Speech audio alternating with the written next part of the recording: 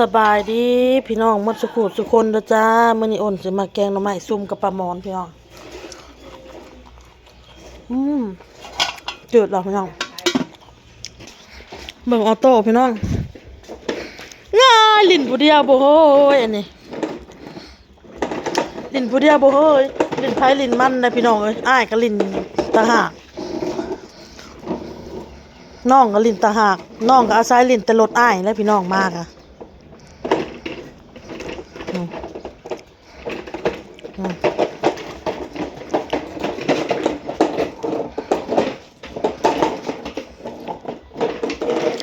อ้ายก็อยู่พุ่นส่วนปลาหมอนแกงหน่อไม้ซุ่มพี่น้องกินแกงหน่อไม้เนาะพี่น้องเนาะบ่ายบ่าย2บ่าย3เลยสบายดีพี่น้องคนน้อยเพิ่นมาแกงหน่อไม้ซุ่มกันมื้อนี้มาเล่นน้ำเพิ่นมันหักไปโกอแล้วหน่อไม้ต้มแล้วเรียบร้อยเลยเอาแกงน่ะแม่ว่าให้แกงบ่คันว่าเพิ่นยังบ่ทันนั่นเลยโอนสิไปซับเอาหน่อไม้อยู่เฮือนมาอันนั้นพอแล้วซำนี้2หน่อหน่อมันใหญ่แกงหลายมันบ่หมดแกงเพิ่นนี่บ่ได้กินตักบาทนึงละหมดเนาะดีกินใครสิบอกคนแกงก็บ่ดีแล้วพอดีเดี๋ยวจะให้คิงอ่ะนะให้เข้ามันในแล้วขอเพื่อนน่ะน้องเมฆพี่น้องฮ้อนพี่น้องเอ้ยฮ้อนแท้ฮ้อนว่าเพิ่นว่าฮ้อนนี่ล่ะเอายังบ่อมอีหยังเข้าปากเด้อโก้ยยังไม่ได้ยังมานี่ไม่ในโต๊ะแล้วเอาในโต๊ะเพิ่นเอามาแต่ใส่กินในโต๊ะมาเก็บนั่นเก็บนี่อมคือกันแล้วหมอน่ะค่ะหมอน้องนี่กินนี่เอาเงินมาซื้อน้ำอ้อยมาให้ป้ากินนี่มันฮ้อนเถอะกินเย็นๆน่ะมันมีแฮงฮ้อนแค่ฮ้อนว่าอันนี้ก็ห้ามตื่นแต่นอนอันนี้นะไปตลาดเมื่อวานนี่ก็เห็นพ่อมันได้ไปซื้อเครื่องแกงหน่อไม้ว่าซั่นโอ้สิไปไสไปเฮ็ดเวียกป้าไปเฮ็ดเวียกคือแต่งตัวหล่อแท้ว่ะหล่อบ่เพิ่นว่าหล่อว่ะ ไปซื้อปลาอีกไปเจอกันอีกอ้าวว่ะกลับอีกโซนข่อยกลับมาซื้ออีกข่อยลืมซื้อนะจักเพิ่นเว้าซะก็บ่ได้ยินคิงเอารถเข้าในเลยบ่โธ่ตังไผเครื่องแกงเฮามีหมักบวบเลยพี่น้องเด้อหมักน้องพี่น้องเนาะมีเห็ดพี่น้องเด้อแล้วหนูสิมาปอกมาซ่อมกับพี่น้อง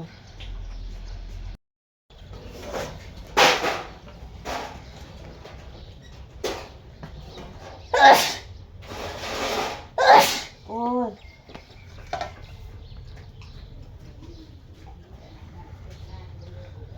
สบายดีพี่น้องมาจากทุกคนเด้อจ้า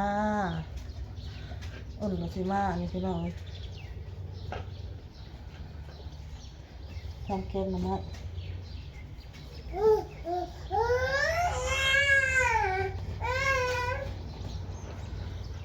อย่าโซ่แม่เถอะอยากเล่นก็เล่นโลดไปอยู่น้ำถามอนไปลูกไปอยู่น้ำถามอน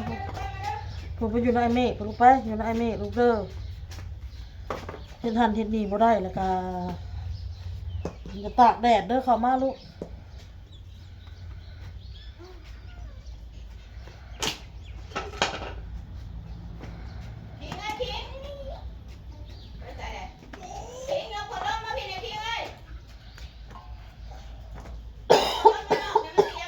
ป้าโตจะเฮ็ดลูกบ่เฮ็ดเด้อบ่เฮ็ดเด้ออุ้ยเด้อ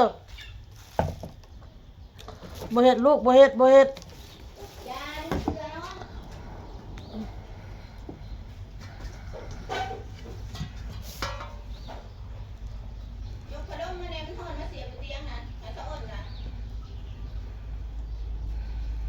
ื้อนี้ฮอดกว่าว่านนี่เนาะป้าเนาะ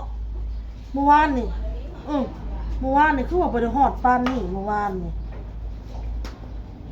มื้อนี้ฮ้อนแท้ฮ้อนว่าเลย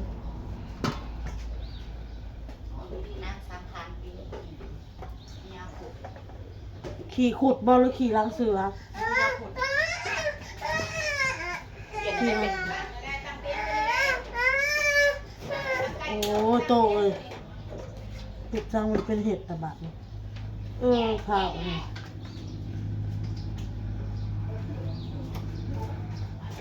โอ้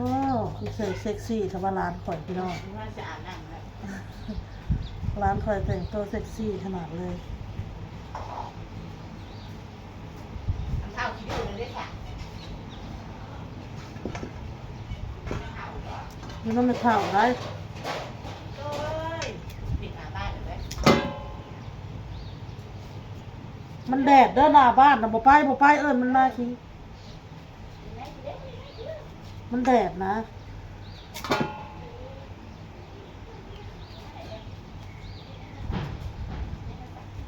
เอาพี่น้องเลยปอกอันนี้ไปน้ำแล้วก็สิเว้าเรื่องผัวไปน้ำเลยพี่น้องเด้อบ่เต้เนาะพี่น้องเนาะพี่น้องหมู่เรามาแล้วก็เว้าเสียอ้นหลายอย่างเนาะพี่น้องว่าบ่เบิ่งลูกเบิ่งเต้าหยังแล้วกินข้าวกะให้ลูกอันบ่วงจับหยังเอาเฮาอยากให้ลูกเรียนตักกินเองเนาะพี่น้องเนาะอ้นก็เลยว่าFC ก็คือบ่ได้เว้าอีหยังอันถ่ายคลิปไปกับ FC เขาก็ว่าดีแล้วหัดให้น้องเขากินเองหัดให้น้องเขากินเองต่อหน้าหรือว่าอยู่กับคนอื่นเนาะมันจะได้สบายเนาะพี่น้องเนาะ FC เพิ่นถ้าอ้นเฮ็ดอีหยังไปนะพี่น้องถ้าว่ามันบ่จบน้องบ่ดีบ่อันนั้นน่ะ FC ก็ต้องตักเตือนข้อยอ้นว่า FC ก็ต้องคอมเมนต์เว้าให้ข้อยแนวนั้นแนวนี้อันนี้ FC ก็บ่ได้เว้าหยังอ้นว่า FC ก็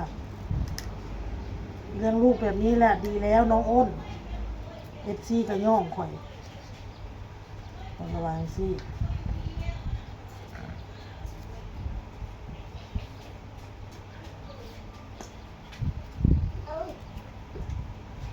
บ่ยังเพิ่นบ่อยากให้อ้นเฮ็ดแบบนั้นต้องเฮ็ดแบบนี้แบบนั้นลูกจับไม้ยังเมื่อวานเนี่ยไม้จำเอ็นน่ะที่อยู่นั่นน่ะก็มาเว้าใส่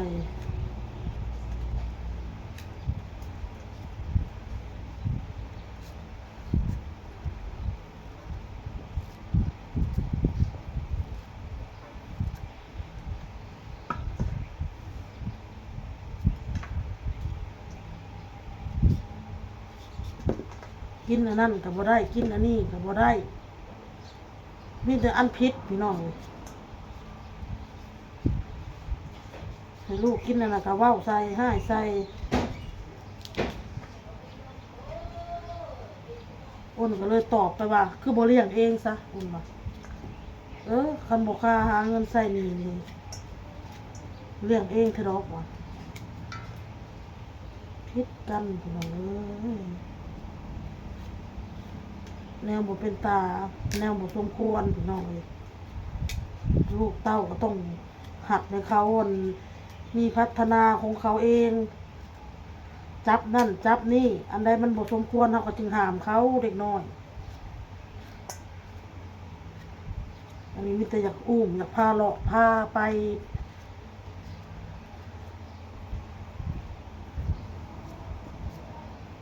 บัดนี้ลูกมันอยากให้มันอยู่น้ำเพิ่นหลายกะมันบ่มาน้ำอ้นนี่เจ้าก็เอาลูกค่อยๆได้ค่อยเมื่อได้จมดิบบัดนี้ คิงเอ้ยดังไฟเนี่ยคิงเอ้ยดังไฟเนี่ยดังไฟสะอ้นไงเราแกงมาใหม่ไงว่า พี่น้องไม่พ่อเรื่องตัวนี่จีให้เฮาเลี้ยงลูกแล้วนั่นแล้วนี่เราเพียงเนาะหัวกระดาษกล้วยเห็ดอันนั้นกับพิษมาเห็ดแล้วกับบอดี้พี่น้องนี่ก็คือทำการแกงนี่สิใส่หมู3 ชั้นนั่นพี่น้องเนาะแกงหน่อไม้3 ชั้นเขาก็มาขั่วให้มันสุกซะก่อนเด้อพี่น้องเด้อจะขั่วสุกเรียบร้อยก็เทหน่อไม้ที่ต้มแล้วครับผักบวบมักเฮ็ดลงพี่น้องเทลงไป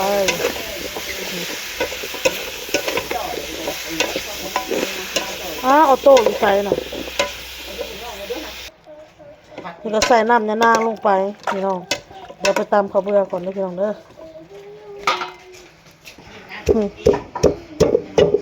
ตำข้าวเบื่อ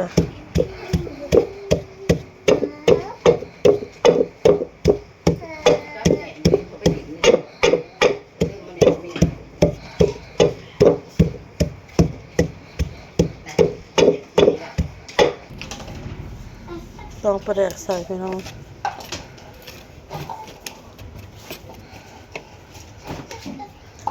เล่นจอกป้าเห็นบ่ นางทีคนกินน้ำแข็งกินน้ำแล้วก็ตั้งไว้ได้ค่ะ แล้วเขาล่างให้ตอนนั้นก็แล้วแหละแกงหน่อไม้ซุ่มจักสิอยากกินอยู่แกงหน่อไม้สิส่วนไผดิปลามอนไปส่วนปลามอนเซาแก้วก็นอนอยู่ส่วนเมื่อวานนี่มีแต่กินอิ่มล่ะข้าก็กินข้าวเปียกแล้ว จะเรียนนี่บ่ อยู่น้องเลยเราก็อยู่กับลูกแล้วนอน กินหากะอิ่มมากินอีสะอ้นเลยบ่อยากว่ะช่วยกินตามหูว่านี่ก็อิ่มล่ะส่วนยามนั้นน่ะมีแต่ตอนอิ่มหั่นนะ ฮ้อนจักสิกินหยังเนาะพี่น้องเข้าก็บ่อยากนี่จะกินยังกินดิ่งยังจะกินยังกินดิ่งนี่แหละแล้วตลาดเห็นอยู่เขาขายตำคือสิใครมาเดือซื้อมันจะค่อยสิมากินนำ เจ้าบ่โทรหาเฮา 10,000แล้วบ่ได้ซื้อ โทรหาเฮาสิมากินน้ำดอก มีหมูกินแล้วก็เลยบ่ซื้อ กินสมกินแซ่บมาได้อยู่กินข้าวกินหยังแล้วมันเฮาก็หาก็กินนี่ เขาก็บ่อยากกินฮ้อนเขา นั่น ก็แซ่บ ฮ้อนอ้าวเนาะโพดคักปัญญังบาน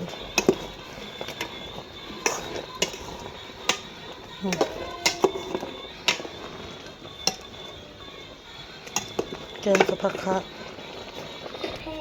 เทข้าวเบื่อลงแล้วมันพี่น้อง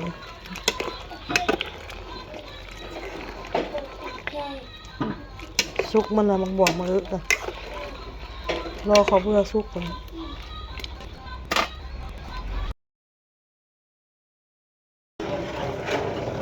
ผักคะลงพี่น้องแล้วสำเร็จ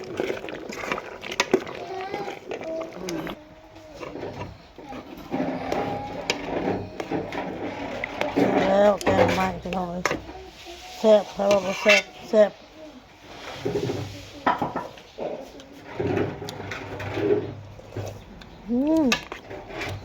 ผักอลิป้าแซ่บแซ่บแซ่บเทสถานหรอเนาะ อืม โอ้ยพี่น้องเบิ่งร้านข่อยอยากกินแกงหน่อไม้น้องเมย์ จองเด้อ สองอยู่ เออ เดี๋ยวนี่สะอ้นเฮ็ดแล้วนี่สะอ้นสิเทแล้วนี่ อยากแกงหน่อไม้อยากตำมะฮุง อื ทำบ่ ม เผ็ดแต่เพิ่นบ่กินของกินน่ะมื้อเช้าน่ะน้ำขิงใส่มะเผ็ดนี่น่ะกินบ่เผ็ดเพิ่นบ่กินนะ มาพี่น้อง นั่งโต๊ะนั่ง แกงหน่อไม้ โต๊ะก่อน แซ่บ ขายจนแซ่บ มาจ้าไปเลยเด้อพี่น้องเด้อคลิปนี้เด้อพู้นแหละไปพ่ออยู่คลิปกินคลิปแม่เท่ามอนเด้อพี่น้องเด้อ